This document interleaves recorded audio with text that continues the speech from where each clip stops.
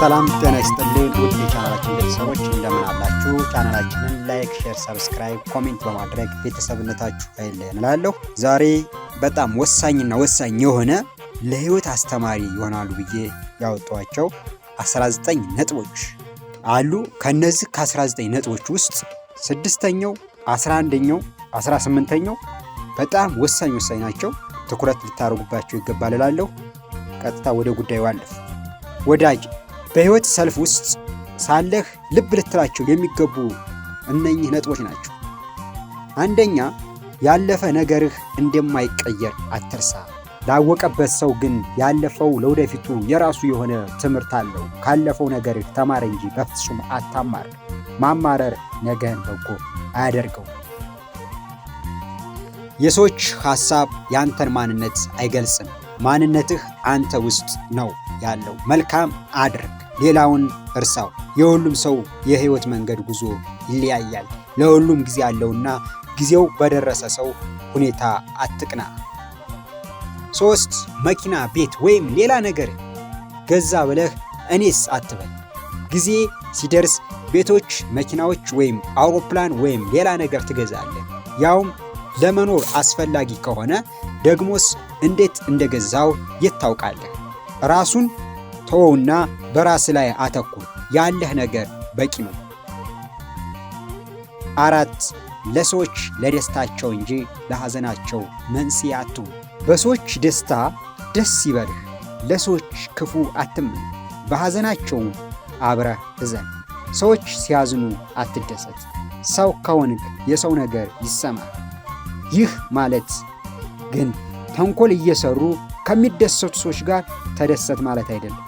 ሰው እያስከፉ ብሎም እየገደለ የሚደሰት አለ። አንተ ከተጎዳው ሰው ጋር ሁን። አስተውል እያልኩ። 5 በጊዜ ስራ እንጂ ጊዜ በአንተ ላይ አይስራ። ጊዜ የማይፈውሰውና የማይቀይረው ነገር የለም። አንተም ጊዜው ይቀይርህ ዘንድ ፍቀድለት። በተሰጠህ ጊዜ ለመልካም ነገር ሱሰኛ ሁን። 6 መክሊትን ፈልግ። ውስጥህ የሚችለውና የሚያምንበት ተሰጥኦ ምን አለ? ምን አይነት ሥራ መስራት ትችላለህ? አስተውል። ጓደኛህን አትመልከት፣ ትለያያላችሁና። ዓለማችን በትምህርት ብቻ ወይም በጥበብ ብቻ ወይም ደግሞ በተወሰኑ ዘርፎች አይደለም እየኖረች ያለች። በጣም ብዙ ነገሮች ናቸው እየደገፏት ያቆሟት። አንተም ጥቂትም ብትሆን ያለህን ችሎታ ፈልገውና አውጠው። ስለዚህ ምንድን ነው መክሊቴ? የኔ መክሊት ምንድን ነው የሚል ራስን ልትጠይቅ ይገባል። እባክህ ፈልገው፣ አጎልብተው፣ ጀምረው። ምን ይሻለኛል ብለህ ራስን ጠይቅ። ምን ይሻለኛል እያልክ ጊዜህ እንዳያልቅ። በእርግጥ ጊዜህ ሳይሆን አንተ ነህ የምታልቀው። 7ኛ መልካም ነገር ሁሉ ከፈጣሪ፣ መጥፎ ነገር ሁሉ ደግሞ ከሰይጣን እንዳልሆነ አስተውል። ፈጣሪ መጥፎን ወደ መልካም የመቀየር ብቃት አለው። ሰይጣንም ያጠፋህ ዘንድ መልካም የሚመስል ነገር ሊያዘጋጅልህ ይችላል። መልካም ማሰብና መልካም መሆን መልካም ነገር እንዲገጥምህ ማመቻቸት ነው። መጥፎነት ካንተ ይራቅ። ለአንተም ሆነ ለሰዎች ጉዳት እንጂ ጥቅም የለው። 8 ሰው የዘራውን ያጭዳል የሚለውን አባባል አስታውስ። የሰራኸውና የምትሰራው ነገር የሆነ ጊዜ ላይ ዞሮ ያገኛል። መጥፎ ከሰራህ እንደ ስራህ፣ መልካም ከሰራህም እንደዚያው ይገጥማል። ክፉ ነገር እየሰራህ መልካም ነገር አትጠብቅ። ራስን አትሸውድ። ጤፍ ዘርተህ ባቄላ አትጠብቅ። ጤፍ የዘራ ገበሬ ጤፍ እንደሚያጭድ ሁሉ አንተም የዘራኸውን በጥፍ ታጭዳለህ። 9 ለራስህ ስትል መልካም ሁን፣ በጎውንም አስብ። ለራስህ ማሰብ ማስተዋል እንጂ ራስ ወዳድነት አይደለም። ራሱን የማይወድ ሰው ሌላውን አይወድም። 10 በማንም ላይ አትፍረድ። የመፍረድ ኃላፊነት በፍጹም የለህም። ፍርድ የፈጣሪ ብቻ ነው። ለመፍረድ እንከን አልባ መሆን ያስፈልጋል። ፍጥረት ሁሉ ፍጥረት በመሆኑ ብቻ እንከን አለበት፣ ጎዶሎ አለበት። የተሻለ ሐሳብ አለኝ ብለህ ካሰብክና ከቻልክ ምክር ካልሆነ ዝም ብትል ይሻላል። 11 መልካም ጓደኛ ከፈጣሪ የሚሰጥ ጸጋ መሆኑን አትርሳ። የጓደኛህን ስሜት ለመረዳት ሞክር። መልካም የሆነውን ነገሩን አውጣለት፣ አበረታታው። እንደማይጠቅም አትንገረው። ለሐዘኑ ሳይሆን ለደስታው ምክንያቱ፣ ለስኬቱ እንጂ ለውድቀቱ መንስኤ አትሁን። 12 መልካም ጓደኛ ሁን። መልካም ጓደኛ የማይቀና አሳቢና መካሪ፣ ከኔ ይልቅ ላንተ የሚል፣ ካለህ አንተ ተባረካል፣ ታድልሃል፣ ከሌለህ ደግሞ አንተ ራስህ መልካም በመሆን ጀምር። ባህሪህንና ስራህን አይተው ይመጣሉ። ነገር ግን ያለ ምክንያት ከሄድክ በምክንያት አትምጣ። በእርግጥ አንዳንድ ጊዜ በሕይወት ውስጥ ጉዳት እንጂ ጥቅም የሌላቸው ሰዎች በራሳቸው ሰዓት ከሕይወትህ ሲወጡ እጅግ መታደል። 13 ከአጓጉል ሐሳብና ጭንቀት ራስን ጠብቅ። ያለመጠን ማሰብ ጭንቀትንና ሐዘንን ያስከትላል። ከአቅምህ ከምትችለው በላይ አታስብ። መመለስ በማትችለው ነገር ላይ አትወጣ። የተመለሱ ነገሮች ላይ ትኩረት አድርግ። አንዳንድ መልሶች በድጋሚ ጥያቄዎች ሆነው እንደሚመጡ አትዘንጋ። ባልገባን ሳይሆን በገባን ነገር ላይ እናተኩር።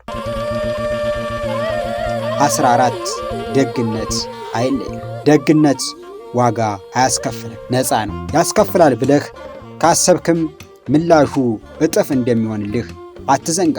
ደግ ሆነው የተጎዱ የሉ፣ ቢኖሩም ከጉዳታቸው ይልቅ በረከታቸውና ሰላማቸው ልክ የለው። 15 ደስታህንና ሰላምህን ከአንተ ዘንድ አኑራቸው። ደስታህንና ሰላምህን የሆነ ሰው ወይም ነገር ላይ አታስቀምጥ። ያ ነገር ወይም ሰው ካጠገብህ ሲርቅ ወይም ሲጠፋ ደስታም አብሮ ይጠፋል። ደስታና ሰላም በአንተ ውስጥ ናቸው። በራስህ ባፈጣጠርህ ደስ ይበልህ። ውለህ በመግባትህ ደስ ይበልህ። ባለህ ትንሽ ነገር ደስ ይበልህ። 16 ፍቅርን ፈልጋት። ለፍቅር ለመወደድ እንጂ ለጥላቻ፣ ለዛቻ፣ ለመቀኝነት ጊዜ አይኑርህ። በመወደድ የተጠመደ ሰው ለመጥላት ጊዜ የለም። 17 ዘመንህን ከርኩሰት ጠብቅ። ዕድሜህን በተመለከተ የፈጣሪ ፍቃድ ከሆነ ካለፈው ከተቃጠለው ጊዜህ ይልቅ ወደፊት የምትኖረው ብዙ ነው። ዋናው ደግሞ የኖርክበት የዕድሜ ብዛት ሳይሆን በኖርክበት ዘመን ያሳየው መልካምነትና የሰራው ደግነት ነው።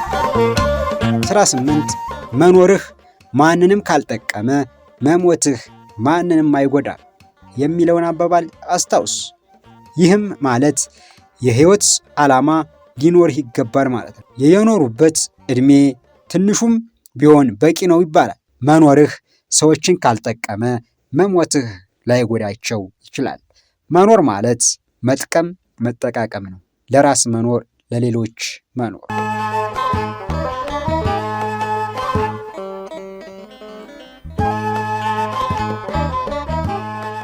19 ከማማረር ማመስገንን ልመድ።